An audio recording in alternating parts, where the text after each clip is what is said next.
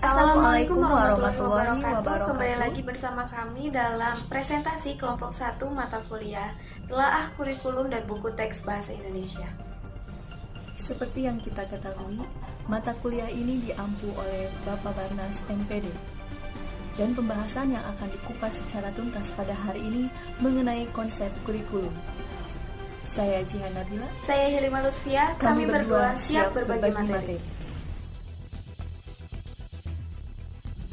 Baiklah, yang pertama kami di sini akan menerangkan pengertian dari kurikulum itu sendiri. Di sini kami meninjau dari segi bahasa dan secara etimologis. Kurikulum ditinjau dari segi bahasa berasal dari kata kuril, merupakan bahasa Yunani yang memiliki makna tempat berpacu dalam sebuah perlombaan yang dilalui oleh kompetitor. Konsekuensinya adalah setiap peserta wajib untuk mengikuti aturan main dari perlombaan. Istilah kurikulum pada awalnya berasal dari dunia olahraga pada zaman Romawi kuno di Yunani, yang kini kemudian diadopsi ke dalam dunia pendidikan.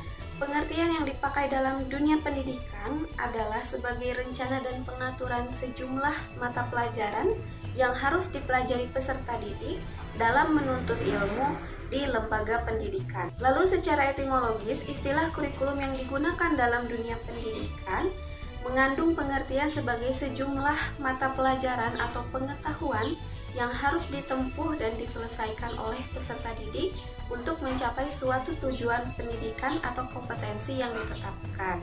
Sebagai tanda atau bukti peserta didik telah mencapai kompetensi pendidikan atau telah menempuh suatu pendidikan dengan diberikannya suatu ijazah kepada peserta didik. Seiring dengan perkembangan teknologi serta pembaharuan dalam dunia pendidikan, kurikulum banyak memiliki arti. Sehingga secara teoritis, kurikulum ini memiliki banyak pengertian atau makna. Adapun pengertian kurikulum apabila dilihat dari rumusan Undang-Undang Nomor 20 Tahun 2003 Pasal 1 tentang Sistem Pendidikan Nasional mendefinisikan kurikulum adalah seperangkat rencana dan pengaturan mengenai tujuan, isi, dan bahan pelajaran serta cara yang digunakan sebagai pedoman penyelenggaraan kegiatan pembelajaran untuk mencapai tujuan pendidikan tertentu. Tujuan tertentu ini meliputi tujuan pendidikan nasional serta kesesuaian dengan kondisi dan potensi daerah, satuan pendidikan dan peserta didik. Oleh karena itu, kurikulum disusun oleh satuan pendidikan untuk memungkinkan penyesuaian program pendidikan dengan kebutuhan dan potensi yang ada di daerah. Lalu, kami Sijitan dan Fendi mengemukakan bahwa pengertian kurikulum dapat dibedakan ke dalam 4 sudut pandang. Betul sekali, yang pertama adalah kurikulum sebagai produk, kurikulum sebagai program, kurikulum sebagai hasil yang diinginkan, dan kurikulum sebagai pengalaman belajar. Baiklah, yang pertama kurikulum sebagai produk. Kurikulum sebagai produk dapat diartikan sebagai benda di mana kurikulum itu berada dalam suatu dokumen. Nah, dokumen tersebut merupakan hasil dari perencanaan, pengembangan, dan perekayasaan dari tim pengembangan kurikulum serta kualitas pendidikan yang harus dimiliki peserta didik dalam melalui suatu pengalaman belajar. Nah, pengertian ini mengandung arti bahwa kurikulum harus tertuang dalam suatu dokumen atau beberapa dokumen ataupun rencana tertulis.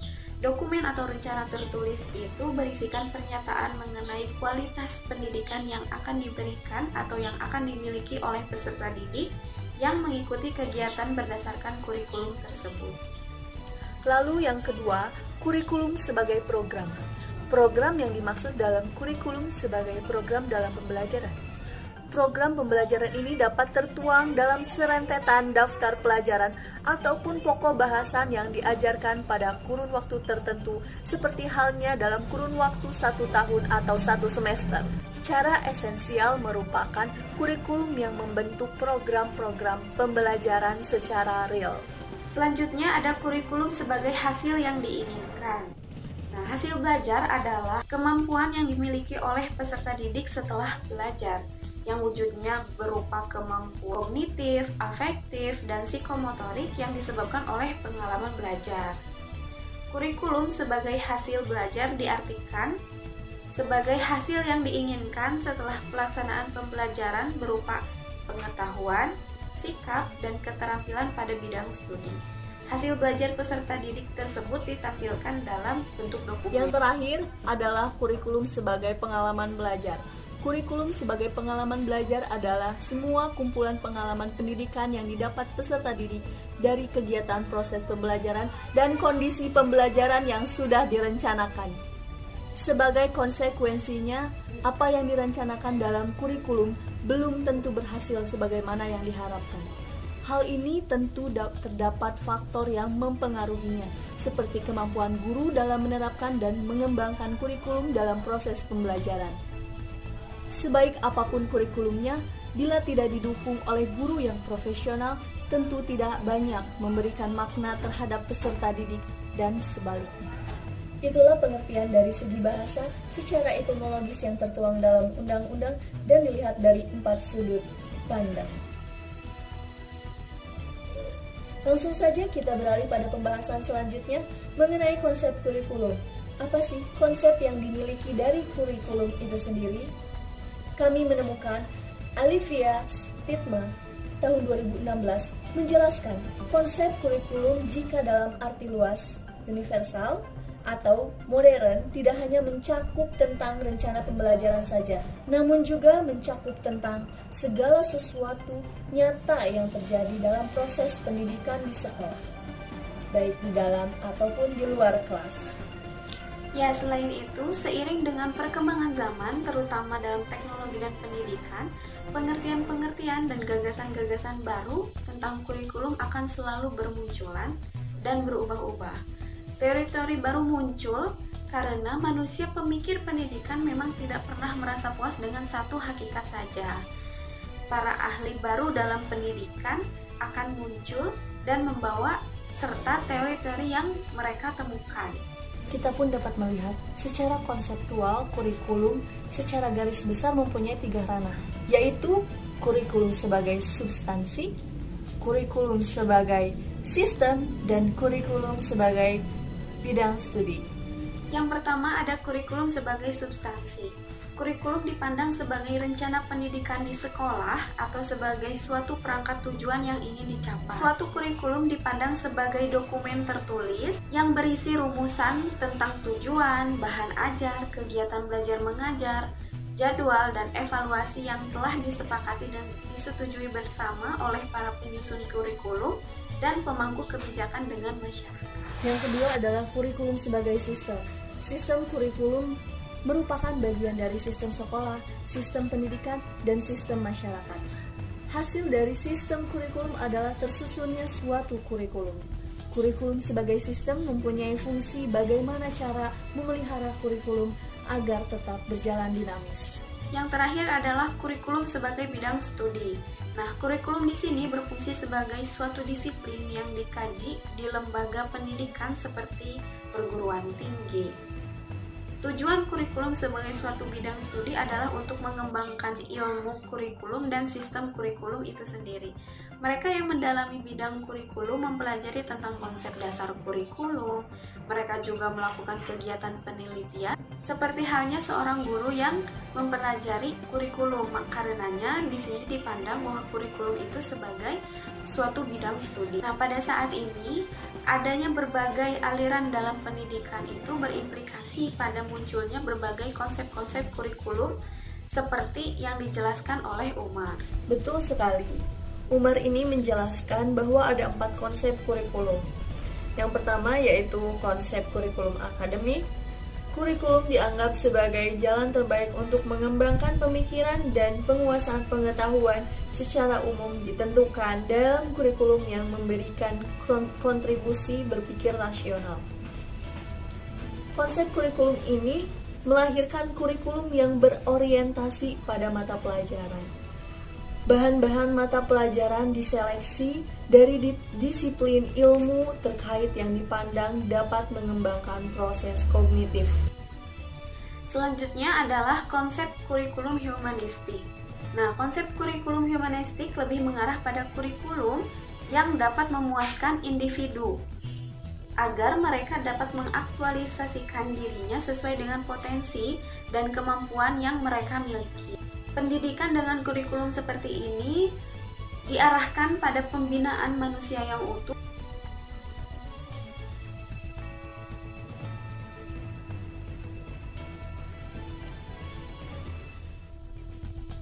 Lalu, konsep kurikulum teknologi. Perkembangan teknologi mempengaruhi setiap bidang dan aspek kehidupan, termasuk bidang pendidikan. Sejak dahulu teknologi telah diterapkan dalam pendidikan, tetapi yang digunakan adalah teknologi sederhana seperti penggunaan papan tulis dan kapur, pena dan tinta, sabak dan grip, dan lain-lain. Saat ini, banyak sekali teknologi yang semakin canggih itu dipakai di dalam dunia pendidikan, seperti internet, laptop, komputer, proyektor, dan lainnya. Yang terakhir adalah konsep kurikulum rekonstruksi sosial. Konsep ini tidak sekedar menekan pada minat individu, tetapi juga kebutuhan sosialnya. Tanggung jawab kurikulum ini adalah untuk memberikan dampak sosial dalam pembentukan dan penciptaan masyarakat di masa datang yang lebih baik. Kurikulum rekonstruksi sosial juga memberikan penekanan pada proses pengembangan nilai-nilai sosial. Itulah semua konsep kurikulum berdasarkan penggunaan dan manfaatnya. Pada intinya, setiap kurikulum disusun untuk mencapai tujuan pendidikan dan mengembangkan setiap kompetensi yang dimiliki peserta didik. Baiklah, beralih pada materi selanjutnya mengenai fungsi kurikulum. Di sini fungsi kurikulum didasarkan pada pengguna dan cara penggunaannya. Lalu pada kali ini kami akan mewawancarai seorang guru bahasa Indonesia dari SMA Negeri 136 Cibadak. Sudah terhubung dengan Ibu Jihan Nabila. Selamat siang, Ya, Bu. selamat siang. Baiklah, Ibu, di sini kami akan mewawancarai Ibu seputar materi bahasa Indonesia. Sebelumnya terima kasih sudah meluangkan waktunya, Bu. Ya, silakan. Saya akan menanyakan fungsi kurikulum yang didasarkan pada pengguna dan cara penggunaannya. Mohon penjelasannya, Ibu.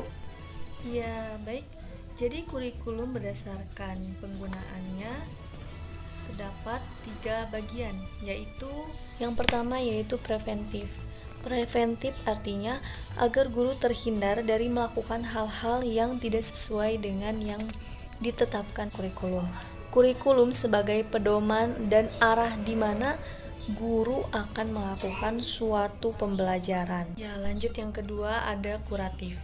Kuratif artinya kurikulum sebagai rambu-rambu yang harus dipedomani dalam membetulkan pelaksanaan yang menyimpang dari kurikulum. Fungsi ini lebih cenderung oleh supervisor, misalnya kepala sekolah atau pengawas. Yang terakhir yaitu konstruktif. Konstruktif artinya memberikan arah yang benar bagi pelaksanaan dan mengembangkan pelaksanaannya. Asalkan arah pengembangannya mengacu pada kurikulum yang berlaku. Terlihat di sini bahwa fungsi konstruktif cenderung dilakukan oleh pengembang. Itu kurikulum berdasarkan cara penggunaannya, lalu apa bedanya dengan kurikulum berdasarkan pengguna, Bu? Jadi, kalau kurikulum berdasarkan penggunaannya itu bagaimana kurikulum itu berfungsi secara keseluruhan ketika digunakan. Sedangkan berdasarkan penggunanya berfungsi secara individual. Misalnya yang pertama itu guru, ya.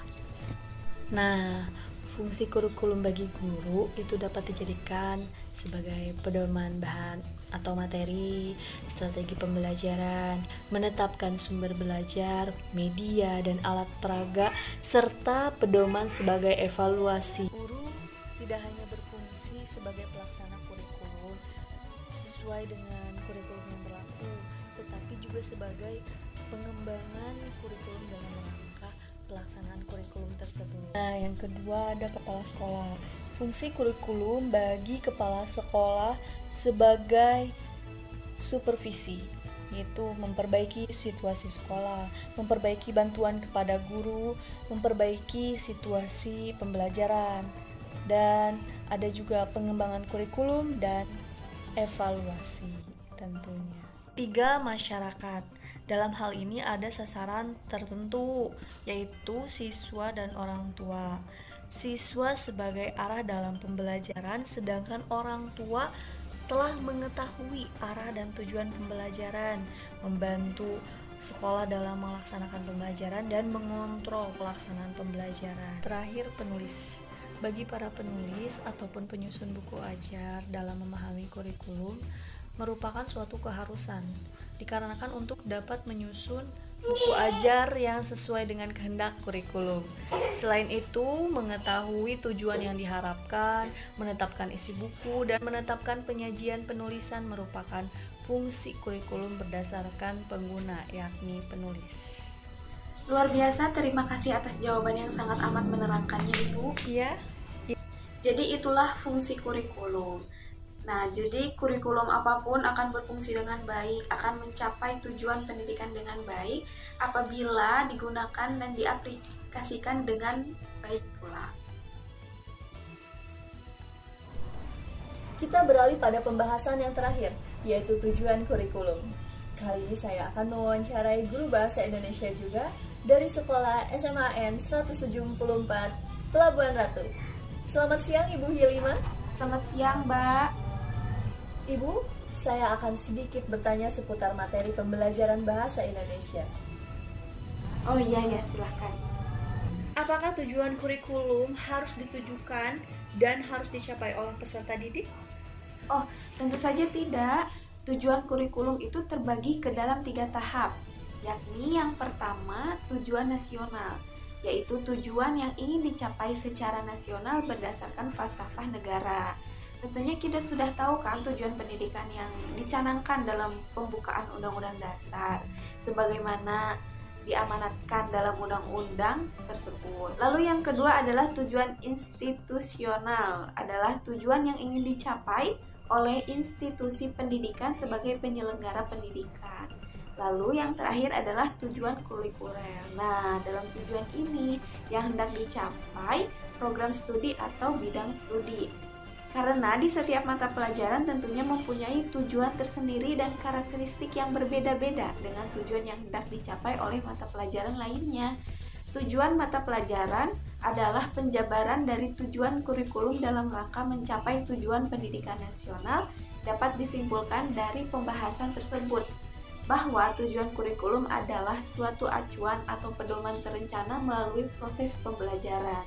Seperti itu. Jadi, tujuan kurikulum itu tidak hanya untuk umum saja atau dibidik untuk peserta didik saja, namun tujuan kurikulum pun merupakan tujuan bersama yang harus dicapai oleh pendidik dan yang dididik. Seperti itu, Bu. Terima kasih atas pengetahuannya yang luar biasa. Terima kasih kembali, Mbak. Semoga bermanfaat.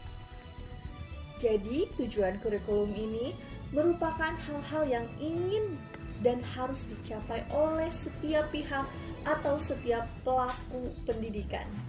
Tidak hanya menitik beratkan kepada peserta didik saja.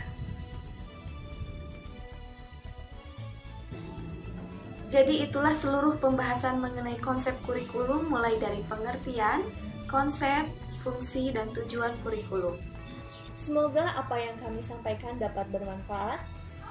Mohon maaf apabila terdapat kesalahan. Saya Jihan Nabila.